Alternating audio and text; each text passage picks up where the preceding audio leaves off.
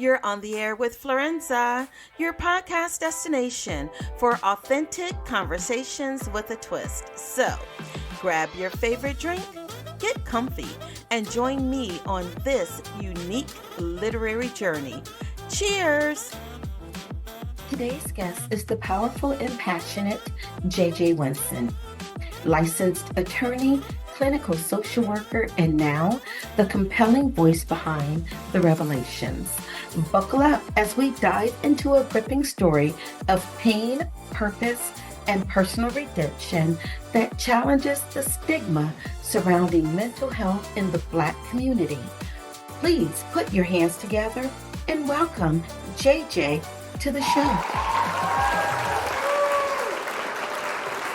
Thank you so much, JJ, for joining me for this episode of On the Air with Florenza. Well, in just a few minutes, we are going to talk about your newest book, The Revelation. Before we do, we are going to toast to an amazing show, and I have got a glass of something white. I'm just going to be truthful. I don't know. I reached into the wine fridge, snatched out a bottle, poured, and ran upstairs. So I'll find out when I taste it, what it is. All right, girl. Ooh, what you got? You got a little sugar rim on it? Are we fancy? Do. A little mango tequila. Lift that up a little bit, girl. Let me see. Ooh, somebody has been listening to On the Air with Florenza. Cheers. Cheers. Oh, not bad. But it must be something my husband grabbed. Girl, he be reaching at them bottom shelves. I know that's right. I'm like, baby, top shelf, what you doing? So, we're going to talk about The Revelation, but before we do, I know you're familiar with my show, and you have seen or heard some of the shenanigans that take place.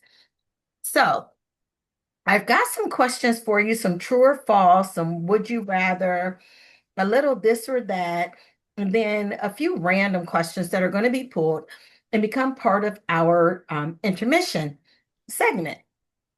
So, are you ready? I'm ready. Okay. And do me a favor, tilt your camera. Can you tilt your camera down just a little bit? I don't know that I. It doesn't tilt. No, that's okay.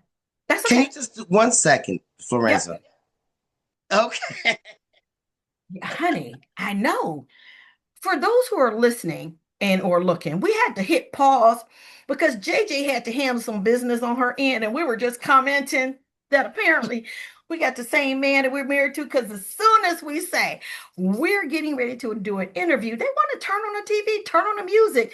Right. Ain't been in the house all day. Exactly right. This man been outside. You know, he be doing all this stuff. We live on Euclid Creek a little bit, you know, and he spends a lot of time in the creek with these ducks and doing all kind of stuff all day. All day. And then it's time for me to do an interview. Here he comes. Now, I do love the brother, but I'm like, dog. Come on now. And listen, I had to hit pause, y'all, but I should have kept it rolling because Mama had that face going. I got scared. My back got straight. Ooh, I sucked it in. I knew that expression. So, listen, this is going to be a great intermission. Yes. Now, tell us a little bit about yourself and your book, The Revelation. All righty. Well, I am a behavioral health fiction author, and I use my extensive background as both a social worker and an attorney to write what I believe are entertaining yet educational stories. Mm-hmm. My newest novel, let me just put it on up here for you. Yes, all. Pull it up, girl. Pull it up. I'm very proud of it. It's called The Revelation. It is the third novel in my series and completes my series for my characters who have dealt with an awful lot. Mm-hmm. But basically, just for the people who may not be familiar with my work, I have a very strong emphasis on mental health, as well as human trafficking, as well as sickle cell disease. Now, I picked the sickle cell disease because I have a child who lives with sickle cell disease. And when I was 8, my dad passed away from it. It is one of the things that I consider one of my advocacies. I want people to know more about it. Even though I knew that I was a sickle cell carrier, Mhm. my husband was unaware of this, that he's not actually a carrier. He just has a hemoglobin, abnormal hemoglobin. But if you put that with my sickle cell gene, you get a disease called hemoglobin SC. You have a 25% chance if you only are a carrier and have what he has. Uh-huh. I was unaware of this. And I feel like if this happened, it must be for a reason. So that I Yeah. must be using that to try to make sure I educate my community. Yeah. And I introduced the human trafficking thing because people don't know I live here in Ohio. Yes. And it's number 4th in the nation for human People trafficking. don't know that. They don't realize that. And that is just tremendous work to be done. And thank you for the work that you're doing with sickle cell. A lot of my listeners know we lost my nephew Dante to sickle cell, and it was just a roller coaster ride just for him and his health. But um, he was so brave and just so resilient. And no matter what happened, he just bounced. When I tell you this brother bounced back to the end. He was holding on to this life, reaching for the next. And it was amazing. So thank you for that work. The revelation unfolds as we just talked about. It unfolds amid trauma, mental health battles, and relationship strain. How did you maintain emotional authenticity without overwhelming the reader? I'm not sure how I did it. I feel like maybe it's somebody, or something higher than me Yeah. that just helped me to create my characters and to try to balance them and try to look at people and the things that we go through. And Yeah. basically, what I'm trying to do is make sure people understand that unresolved trauma Mhm. can really, really have an impact on your mental health. Yes. And a lot of us are dealing with unresolved trauma. Yeah. Yeah. And I want folks to know that it's okay.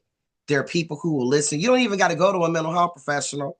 I Yeah. just want to be clear. Find somebody that you trust, somebody that you know will listen and support. Yeah. What you don't want to do is be talking to folks, and then when they get mad, they throwing your words back at you, because then that will make you not trust. But there are people you can go to. Let's sit there for just a minute. Talk to those of us who are friends, loved ones, family members of individuals who are struggling with mental health issues and perhaps aren't to the place to where they are ready to seek out professional help. What are some things that we should know in terms of being a listening ear without feeling like we have to know the answers? Well, it depends on what's going on. Because Mm-hmm. sometimes, I just want to be clear. I would tell people, because, I have a very strong and long career as an advocate. And I worked, as the rights officer Mm-hmm. at the Adams Board.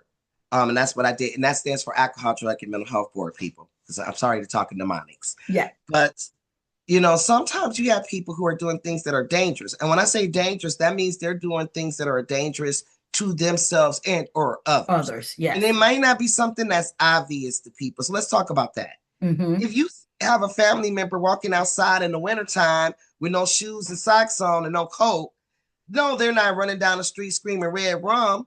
But what they're doing is something dangerous to themselves. They could end up Correct. dead. They could get very ill. They could get frostbitten. You're going to have to act. Yes.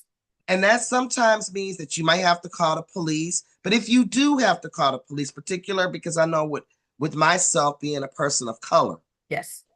oftentimes, and I also, am an attorney. That doesn't mean that makes me all of a sudden just want to embrace the police sometimes. Yeah. I'm Yeah. human. Mm-hmm.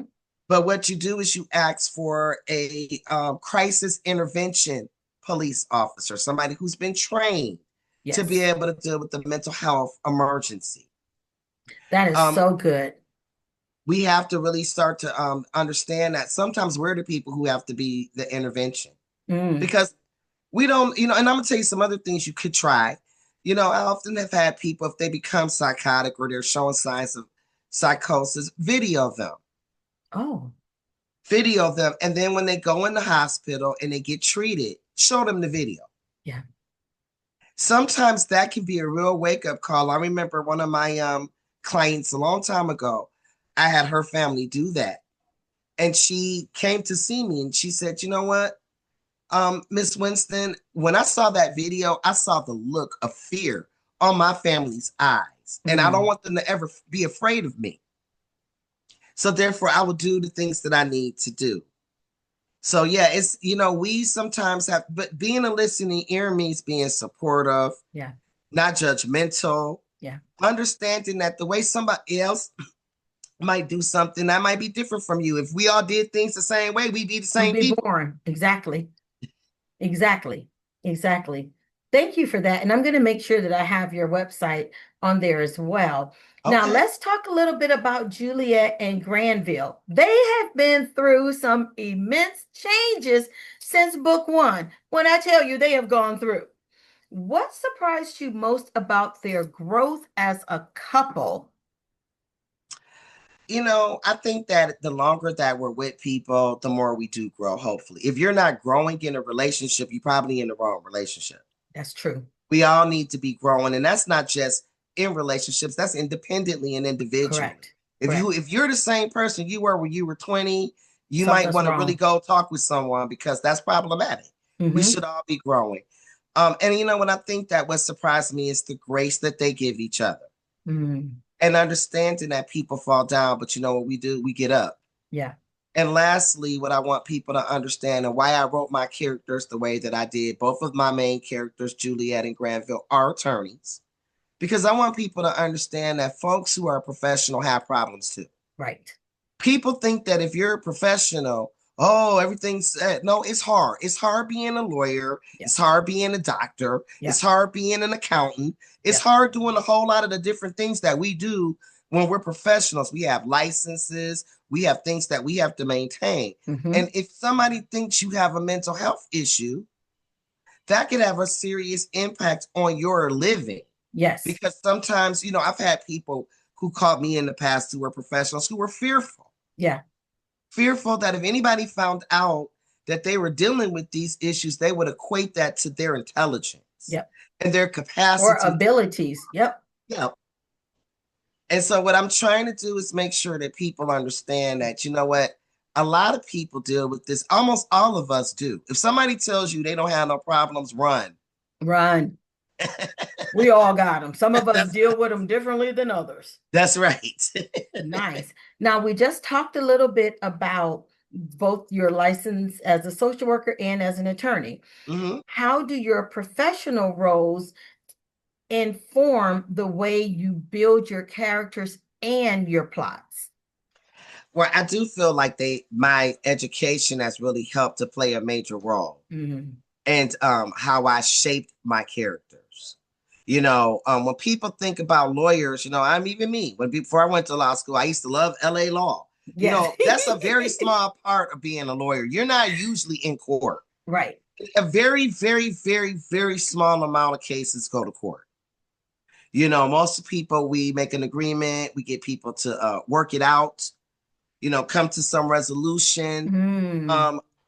Being a lawyer is hard. It's a lot more than, it's way more than, objection. And what law and order show you. Right. With and, those even damn good closing arguments. That's right. Even to get to that is very difficult. That's a whole lot of work. You just don't go and just jump into trial. Right. That takes work. It takes, a lot of weeks, a lot of months of getting your case together, those type of things. So I just really wanted to talk about the professionalism and I wanted to use my characters to make people understand that we all have problems. And if you're a professional and this is an issue, it might even be a bigger problem. Yeah. Because you're afraid you're going to lose your livelihood. And you suppress it far longer than what the average person would. Right. Because you feel like you have more to lose. Yep, sometimes. But, I think that particularly in minority communities, we've been taught, you don't go around telling nobody your business. What's wrong with you? Be quiet. Stop telling those white people, your business so they can come take our kids and mess our families up. And maybe, I just want to be clear, our ancestors and our elders who told us this at the time that it was happening, they were correct. Correct. But now what we've done is we've really helped to shape a group of people who are pushing things down. We're not Yeah, getting help. We're not dealing with yeah, family secrets. yeah, And a lot of us have dealt with a lot of trauma and yeah, just even our being born. yeah. I just went to a presentation and they talked about how trauma is imprinted on a lot On of minority DNA, communities, our DNA. through DNA. Yep. Even you see that even for a child that has been adopted into a magnificent family, no matter the race or socioeconomic class, that child will still have some issues that would have been present if they were raised in poverty and a broken home and drug infested. Like the ACE studies is real, And right? I It is agree. so real.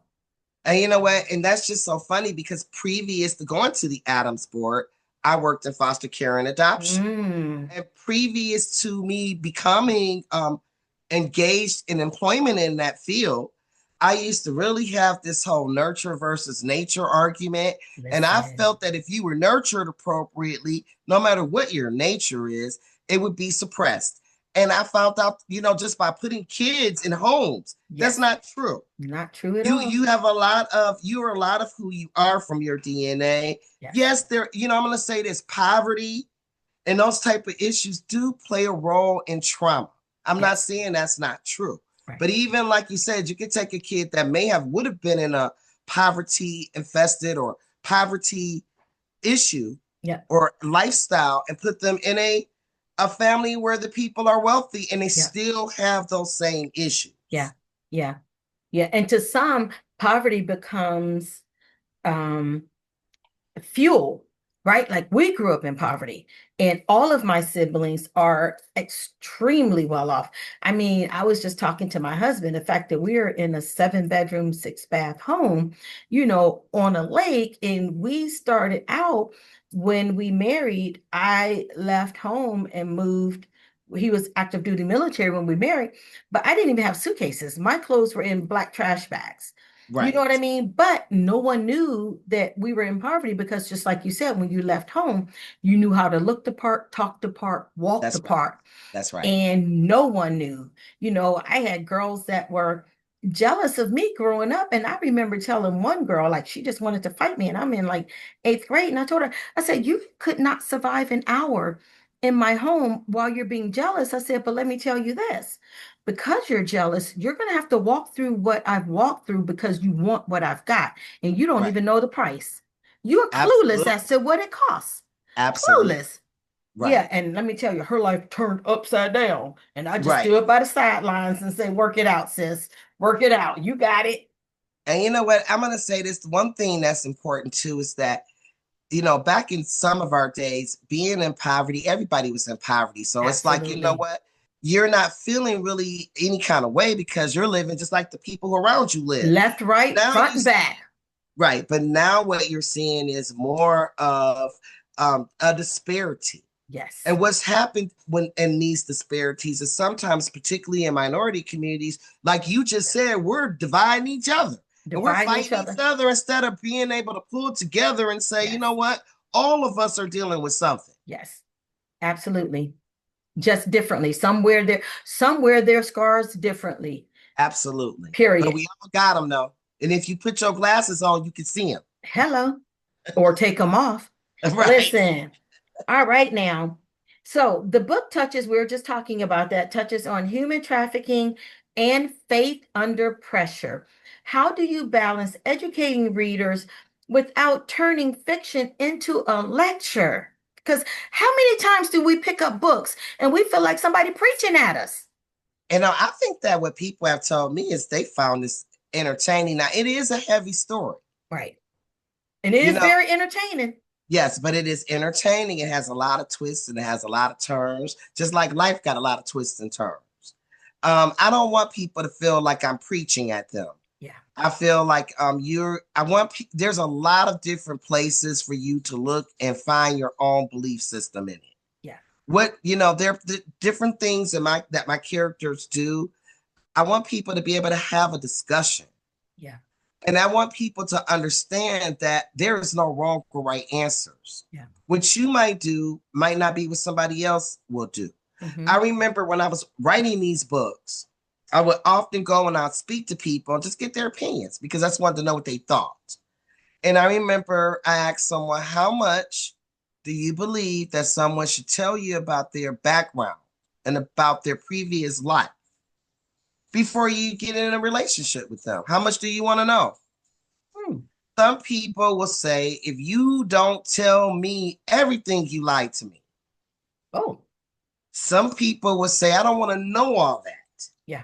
So let's just say using recovery is a good benchmark. Like if I were to say to you, I used to have a drug problem 30 years ago.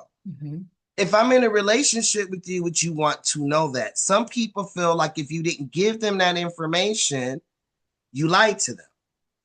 And other people would say, well, if you've been sober for 30 years and this hasn't been a problem, I don't really need to know all that. Correct. And it really depends on who, what you believe. So what's important from the discussion is to find somebody who shares the same belief system as you. Yes. Yes. And that is so important. So important. One of my books that I wrote, Purpose, Life According to God's Plan, shares a little bit. It's a fictional story in the front, and then it's part of my story in the back. And I'm not an open book.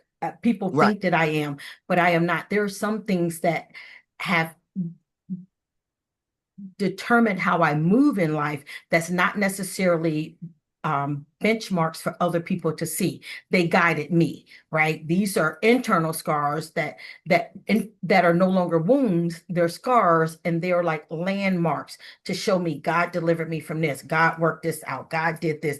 So I can look back and say, didn't he do it? Yeah, he did. Didn't he do it? Won't he do it? Didn't he do it? Yeah, he did. Didn't he do it? Won't he do it? And can I just say this, Florenza? Yes. So many people that I spoke to said exactly what you just said. Yeah.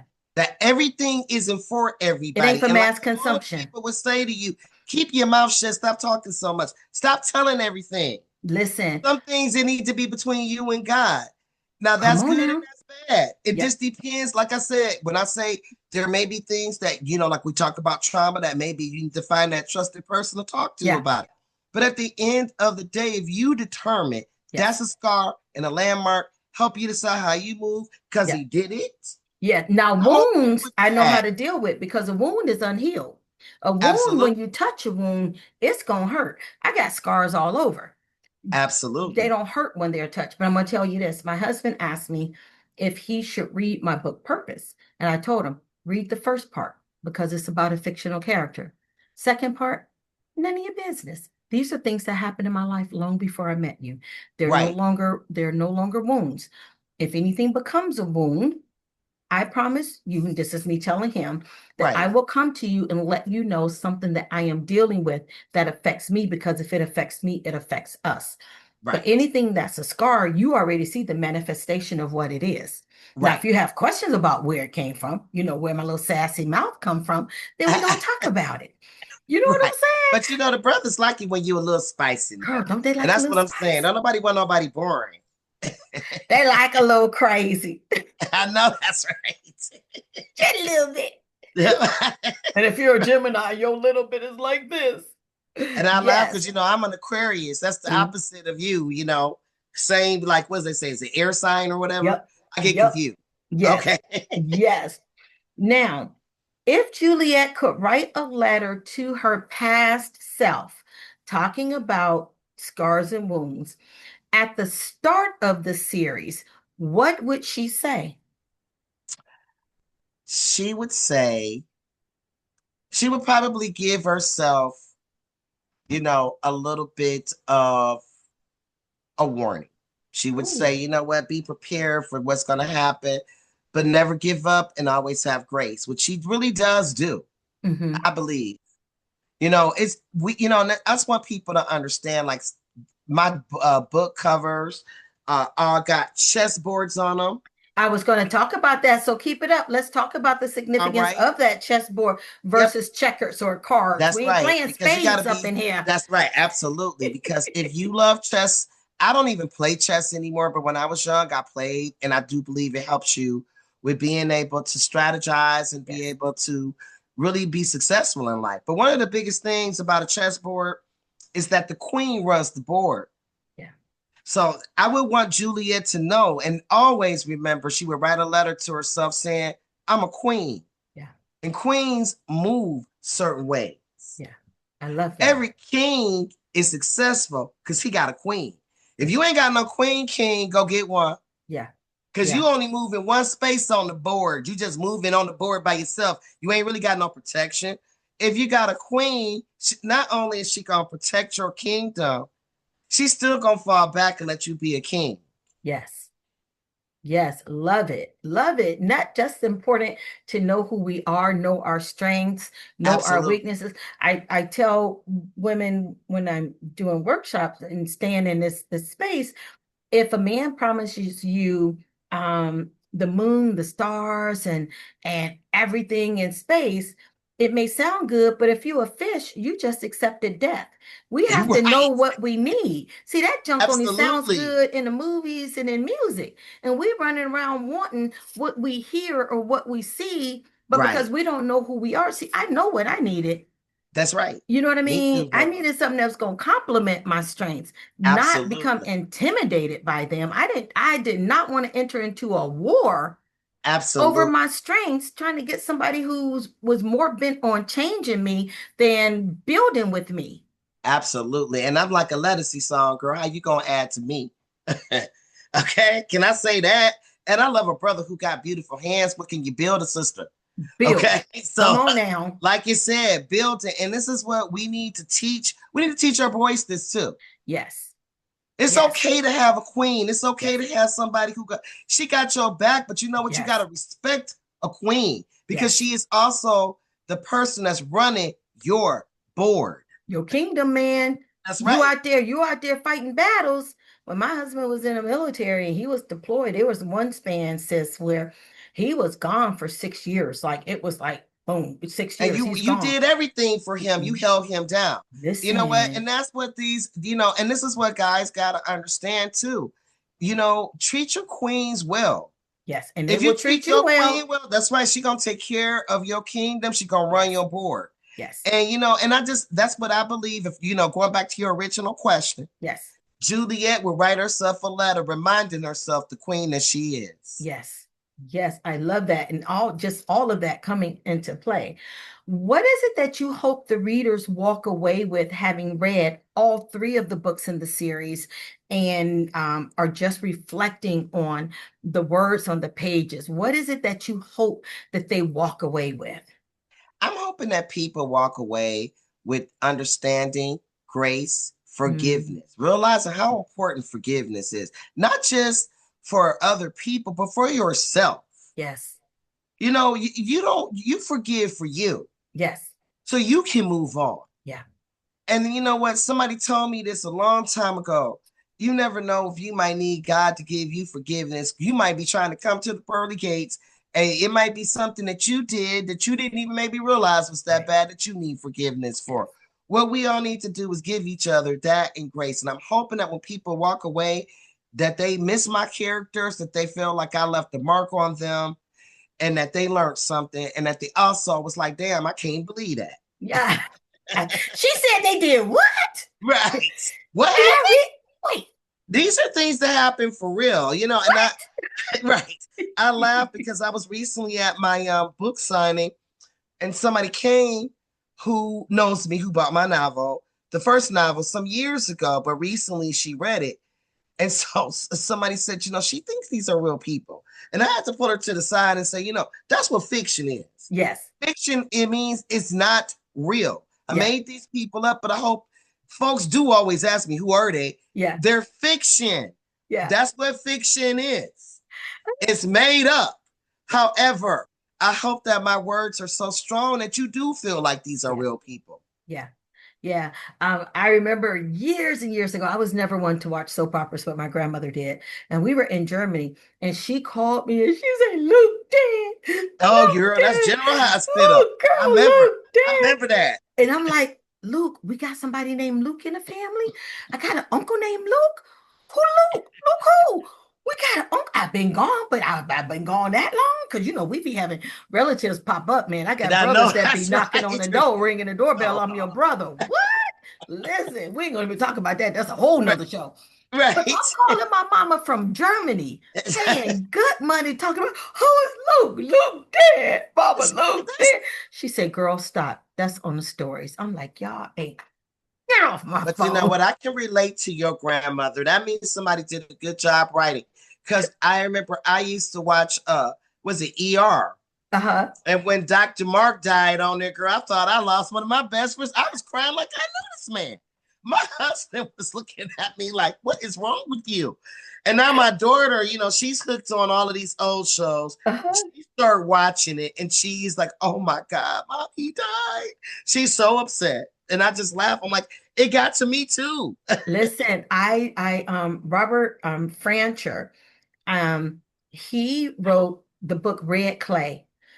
Baby, I am on a cruise going to Brazil, and I am reading this book, and I'm just spoiler alert. I hope nobody that's going to read his book, but there is a character that dies in the book. I am bawling my eyes out. My husband comes running over thinking that I got a text from home, that something is going on, and I'm ready to throw the book, but I can't because it's still like two-thirds of the book left, Right. You got to and keep I'm going. mad, and I gotta keep reading, but I am like salty. And I called Robert. I mean, I sent him an email, and I'm like, I'm so mad at you right now. Did you know I'm I interviewed him on my show. it? Yes. And Okay. then he gonna send me an email recently talking about how you doing. No, we gonna talk about this. That's what we gonna do. Well, Hurt all my feelings. Snatch that character sometimes that's away what I from want me. you to do, though. That's the kind of reaction we want. That means he did a hell of a job. So, Girl. I mean, I had snot bubbles and everything. Listen, where are the listeners able to engage with you and follow you and get all of the books, not just in this series, but everything that you do? well, they can come to my website. You can follow me. First start by going to my website at www.novelistjjwinston.com. And then I'm on everything. I'm on Instagram, Facebook, TikTok, all at novelist JJ Winston. And also Wonderful. on Twitter too, but I don't ever really post on that. I mean, because I'm old and trying to Yes. figure out how to post all this stuff is not easy. It easy. It ain't easy. Listen, well, take a sip because you're All gonna right, need it. let's do this. Mm. Okay. In my case, a gulp. Okay. We have come to the part of our show that I call last call, one for the road, you name All it. It right. really is just a reason to take a good gulp of alcohol.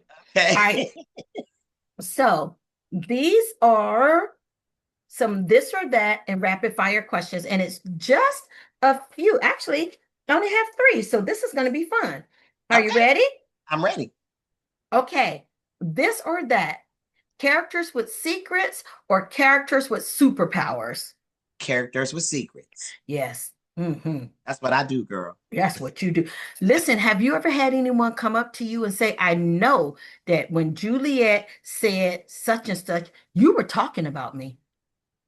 I had somebody who's a relative, not a spoiler alert, but just a little bit of information. You know, I am married to an identical twin, and my mom's a twin who gave birth to twins. So there's twins in my book.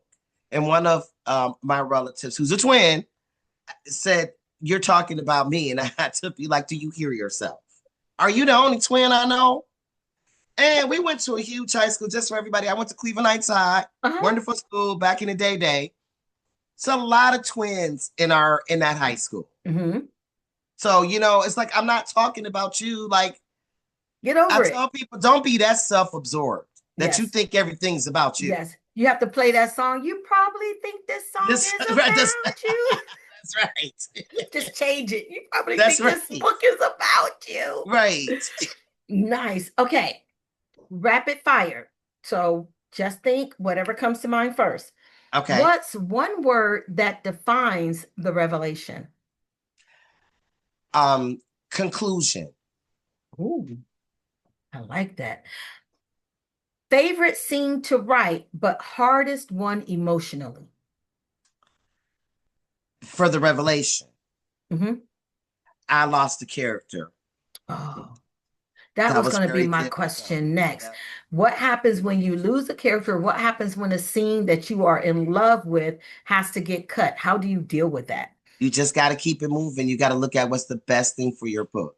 I like, you write a lot. Some of it ain't going to make it through. It's just like, when you shoot a movie, Yeah, everything ain't going to make it.